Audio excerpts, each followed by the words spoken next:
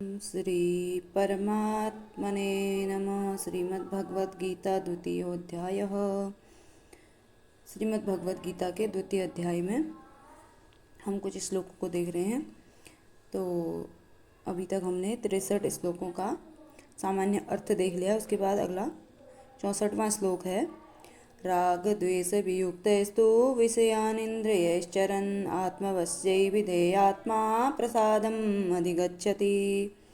भगवान क्या कह रहे हैं? स्थित प्रज्ञ के विषय में ही बातें चल रही हैं। तो राग द्वेष वियुक्तस्तु, जो राग द्वेष इत्यादि से वियुक्त आत्मवश्य, अपने वश में, जिनका क्या होता है? अंतःकरण, आत्मा जिनकी अपने वश में होती है, ऐसे लोग, राग द्वेष से वियुक्त हुए लोग क्या करते हैं? विषयान इंद्रिय चरण, विषयों के द्वारा, इंद्रियों के द्वारा विषयों में विचरण करने पर भी क्या करते हैं? प्रसादम अधिगच्छति, प्रसन्नता को प्राप्त होते हैं, अंतःकरण की प्रसन्नता को प्राप्त होते हैं। यदि कोई व्यक्ति अपने इंद्रियों को, अपने अंतःकरणों को अपने वश में कर लेता है तो वह राग द्वेष से रहित हो जाता है। और राग द्वेष से रहित इंद्रियों के द्वारा क्या करता है? वह विषयों में यदि विचरण भी करता है तो फिर भी उसको कोई दुख नहीं होता है, वह अंतःकरण की उसे प्रसन्नता प्राप्त होती है। फिर आगे बता रहे हैं प्रसन्नता का क्या लाभ होता है। प्रसादे सर्वदुःखानां हानिरस्योपजायते प्रसन्नचेतसो यासु बुद्धिः पर्यवतिष्ठते।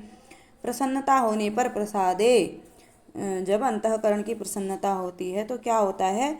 सर्व दुःखानां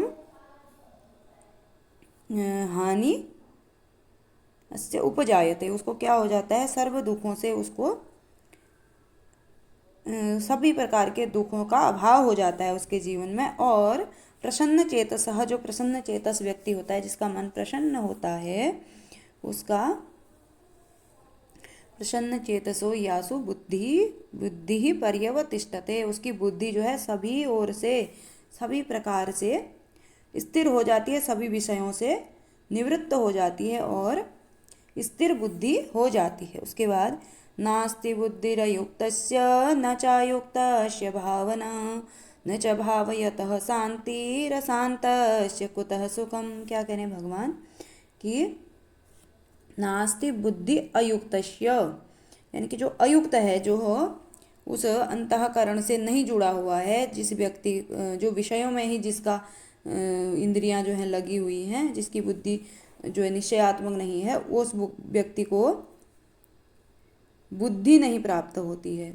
और जिस व्यक्ति का मन इंद्रियों में लगा हुआ है उसे बुद्धि नास्ति अयुक्त से, जो युक्त नहीं है, जिसका मन, अंतःकरण जो है वह ईश्वर में लगा, परमात्मा में लगा हुआ नहीं है, उसको बुद्धि प्राप्त नहीं होती है। और न च अयुक्तस्य भावना, और उस अयुक्त मनुष्य के अंतःकरण में भावना भी नहीं होती है। तथा उसी प्रकार से क्या होता है? न च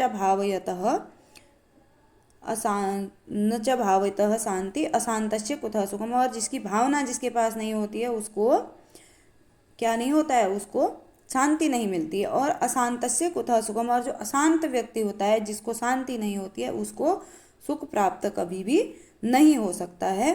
तो इस प्रकार से 3 श्लोक हमने देखे भगवद गीता के। स्थित प्रज्ञ के विषय में ही बातें चल रही हैं। तो किस प्रकार से बुद्धि स्थिर होने पर क्या होता है आगे भगवान बता रहे हैं। तो कुछ श्लोक और बचे हैं द्वितीय अध्याय में। आप सभी का बहुत बहुत धन्यवाद।